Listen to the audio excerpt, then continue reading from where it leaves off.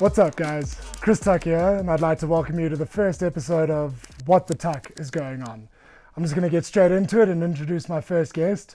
He's a videographer from Johannesburg, but has had the good fortune of working not only around South Africa, but various destinations around the world, from festivals to advertising. Mary's Lamb, welcome to the podcast. Thanks, man. Yeah, it's good to be here. Thanks for the great intro. No problem, man. So I'm going to get straight into it with the name of your brand. Where did Mary's Lamb Productions come from? So to give it some context, I've been involved with videography and production for 10 years now. My first jobs involved a lot of corporate marketing, mainly below the line stuff.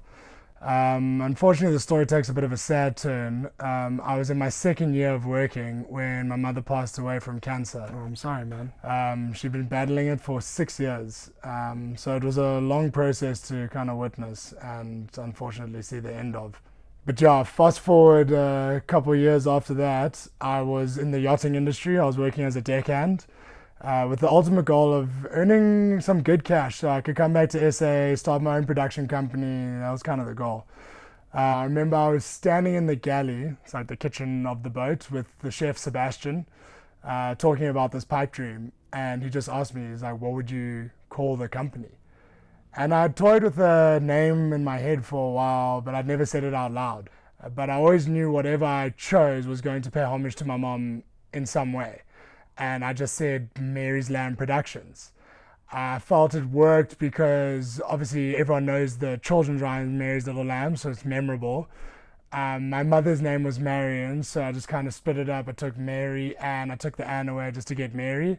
And then kind of a nod to myself, calling myself the Lamb, and Mary's Lamb was born. So yeah, that's it really.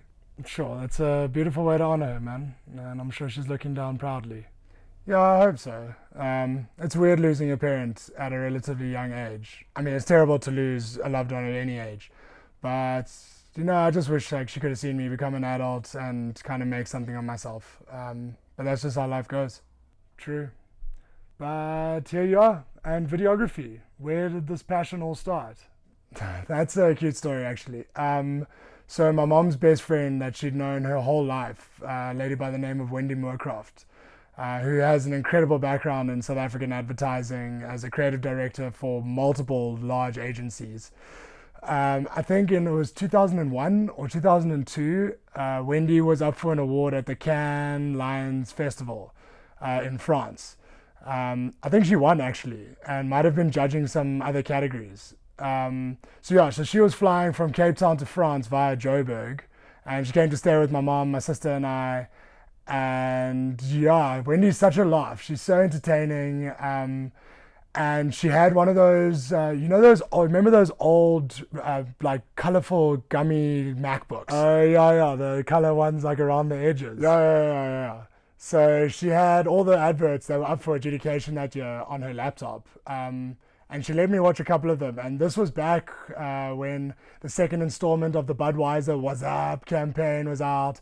And a bunch of really cool, groundbreaking ads that were kind of at the turn of the millennium. Anyway, she left me with the computer, and I must have watched like all of them, because as soon as I was done, I just remember thinking like, that's what I wanted to do. That's what I wanted to be involved in, like in making adverts. And I asked Wendy, I was like, how did you get to where you are, I guess? And she was like, well, I studied a Bachelor of Journalism at Rhodes. And yeah, at 12 years old, right there, I was like, cool, that's what I need to do. I'm going to follow in Wendy's footsteps, get a Bachelor of Journalism from Rhodes. In hindsight, it probably would have been more beneficial for me as a cinematographer to have gone to like AFTA or something like that.